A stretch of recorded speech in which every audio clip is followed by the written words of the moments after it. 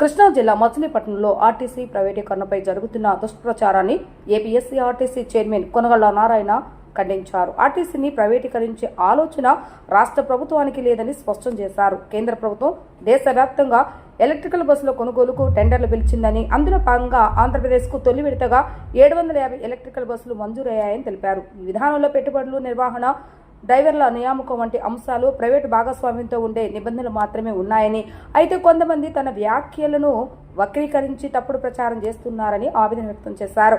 RTC కార్మికులు ఎలాంటి ఆందోళన చెందాల్సిన అవసరం లేదని, వారి యొక్క సమస్యల పరిష్కారానికి ప్రభుత్వం కట్టుబడి ఉందని కొనగళ్ల తెలిపారు. అసత్య ప్రచారాలు నమ్మకుండా అధికార సమాచారాన్ని విశ్వసించాలని ప్రజలకు, కార్మికులకు ఆయన విజ్ఞప్తి చేశారు. ఎలక్ట్రికల్ బస్సులు ప్రైవేటీకరణ చేయొద్దు, అది ఆర్టీసీనే మెయింటైన్ చేయాలి, ఆర్టీసీ ఎంప్లాయీసే దాంట్లో ఉద్యోగాలు చేయాలి, అది ఆర్టీసీకే యాజమాన్యం ఉండాలని చెప్పి అడిగారు.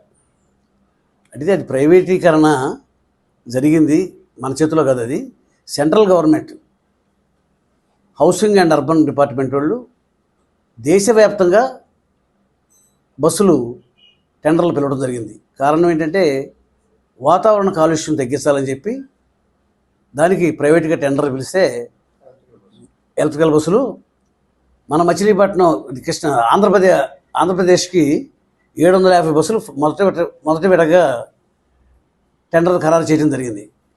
అందులో టర్మ్స్ అండ్ కండిషన్స్ ప్రకారంగా ప్రైవేట్ ఆపరేటర్లు ఇన్వెస్ట్ చేయాలని, దాని మెయింటెనెన్సు డ్రైవర్లు ప్రైవేట్ ఆపరేటర్లే పెట్టుకోవాలని, కండక్టర్లు మాత్రం ఆర్టీసీ ఇస్తుందని, దానికి కావాల్సిన ఛార్జింగ్ స్టేషన్లు అలాగే సబ్ స్టేషన్లు, బస్సులు పెట్టుకోవడానికి అకామిడేషను మన స్టేట్ గవర్నమెంట్ సమకూర్చాలని, దానికి గాను పూర్తిగా డబ్బు సెంట్రల్ గవర్నమెంటే కేటాయించడం జరిగింది. సబ్ స్టేషన్లకు కానీ ఛార్జింగ్ స్టేషన్లకు కానీ. అలాగే ఆర్టీసీలో అకామిడేషన్ ఇవ్వడానికి రాష్ట్ర ప్రభుత్వం కూడా 40% ఇవ్వాలని, 60% ఇవ్వాలని, ఇది సెంట్రల్ గవర్నమెంట్ యొక్క పాలసీ. ఈ ఆర్టీసీలో ప్రైవేట్ పరం ఇవ్వడానికి కారణం, ప్రైవేట్ బస్సులు ఇవ్వడానికి కారణం టెండర్లు పిలవటం వల్ల ఇది ఆర్టీసీకి సంబంధించింది కాదు. ఈ ప్రైవేటీకరణ అనేది ఆల్రెడీ జరిగిపోయింది.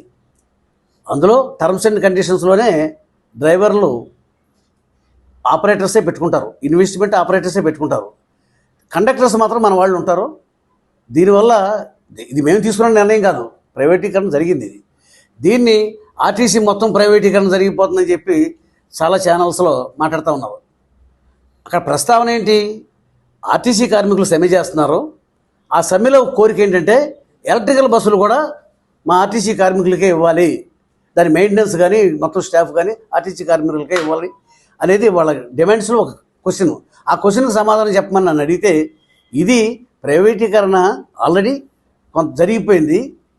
ఇది సెంట్రల్ గవర్నమెంట్ పిలిచిన టెండర్లో టర్మ్స్ అండ్ కండిషన్స్లో ఇన్వెస్ట్మెంటు ప్రైవేట్ ఆపరేటరే పెట్టుకోవాలి, మెయింటెనెన్స్ ప్రైవేట్ ఆపరేటర్ చేసుకోవాలి, డ్రైవర్ని ప్రైవేట్ ఆపరేటర్ పెట్టుకోవాలి, ఒక కండక్టర్ని మాత్రం ఆర్టీసీ పెట్టుకుంటుంది అనేది టర్మ్స్ అండ్ కండిషన్స్ ప్రకారం ఇచ్చింది. మరి ఈ మాటల్ని కొంతమంది వక్రీకరించి దుష్ప్రచారం చేయాలని చేస్తున్నారు. ఇది నేను ఆర్టీసీ ప్రైవేటీకరణ చేస్తాననే మాట నేను ఎందుకు మాట్లాడతాను?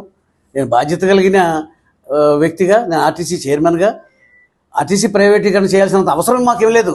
ఆర్టీసీ ప్రభుత్వపరమైంది. ఆర్టీసీ అనేది ప్రభుత్వ సంస్థ. ఇవాళ రోజున వాళ్ళందరికీ కూడాను ఎంతో రక్షణ ఈ ఆర్టీసీ ఆంధ్రప్రదేశ్ ప్రభుత్వం విలీనం చేసుకుంటాం వల్ల. మేము ఒక పక్కన విలీనం చేసుకుని ప్రైవేటీకరణ అనే సబ్జెక్టు దేని మీద వచ్చిందంటే, కొత్తగా పెట్టబోయే ఎలక్ట్రికల్ బస్సులు ప్రైవేటీకరించొద్దు అంటే అది ఆల్రెడీ ప్రైవేటీకరణ తప్పలేదు. అది దాన్ని టెండర్ పిలవడం వల్ల అలా ఇవ్వాల్సి వచ్చిందని చెప్పి నేను ఎక్స్ప్లెయిన్ చెప్పాను. మీరు అడిగిన ప్రశ్నలన్నీ కూడా మీడియాలో రాలేదు, నేను చెప్పిన సమాధానం మాత్రం వచ్చింది. అది దురదృష్టకరం ఏంటంటే దీన్ని కొంతమంది వక్రీకరించి వాళ్ళంటారు. నేను వాళ్ళందరికీ చెప్తున్నాను, ఇది నేను చెప్పిన సమాధానం. ఎలక్ట్రికల్ ప్రైవేట్ బస్సులు రేపు పెట్టబోయే బస్సుల్లో మరి డిమాండ్స్ పూర్తిగా పెత్తనం కావాలని చెప్పి ఆర్టీసీ కార్మికులు కోరుతా ఉన్నారు. అది సాధ్యమయ్యే పని కాదు. ఆల్రెడీ ఇది టెండర్ జరిగిపోయింది. ఇది సెంట్రల్ గవర్నమెంట్ పరిధిలో జరిగిన టెండర్. ఇది నిర్ణయాలు తీసుకున్నది వాళ్ళు, నియమ నిబంధనలు పెట్టింది వాళ్ళు. దీనికి ఇంత వివరంగా ఇవ్వాల్సి వచ్చింది ఏంటంటే దీన్ని ఈ ఆర్టీసీ మొత్తాన్ని ప్రైవేటీకరణ చేస్తున్నారని చెప్పి కొంతమంది ప్రచారం చేస్తున్నారు. ఆర్టీసీ మన ప్రభుత్వ సంస్థ, ప్రభుత్వంలో విలీనమైంది. వాళ్ళకి కావాల్సిన మంచి చెడు అన్నీ కూడా ప్రభుత్వమే చూస్తుంది. ప్రైవేటీకరణ చేయాల్సిన అవసరమే లేదు. ఏదైనా ప్రైవేట్ సంస్థలు ఉంటే ప్రభుత్వమే టేక్ ఓవర్ చేసి నడపాలనే ఆలోచనలో ఆంధ్రప్రదేశ్ ప్రభుత్వం ఉంది. ఇవాళ రోజున పారిశ్రామికంగా ఆంధ్రప్రదేశ్ని నెంబర్ 1 రాష్ట్రంగా చేయాలని చెప్పి ఇవాళ దేశవ్యాప్తంగా 20 లక్షల కోట్ల రూపాయలు మనం నిధులు పట్టుకొచ్చి పారిశ్రామికంగా అభివృద్ధి చేసి ఉద్యోగ అవకాశాలు పెంచాలనేది చంద్రబాబు నాయుడు గారు, లోకేష్ గారు, పవన్ కళ్యాణ్ గారు ఎంతో నిరంతరం పోరాటం చేస్తూ ఉన్నారు. ఈ పరిస్థితిలో ఇలాంటి మాటలు మీరు చెప్పినా కూడా ఇది వాస్తవానికి విరుద్ధం. ఇది దయచేసి ఇటువంటి వక్రీకరణ, దుష్ప్రచారాలు మానుకోవాల్సిందిగా నేను విజ్ఞప్తి చేస్తూ ఉన్నాను. ముఖ్యమైన విషయం ఏంటంటే మహానాడు తెలుగుదేశం పార్టీ పండగ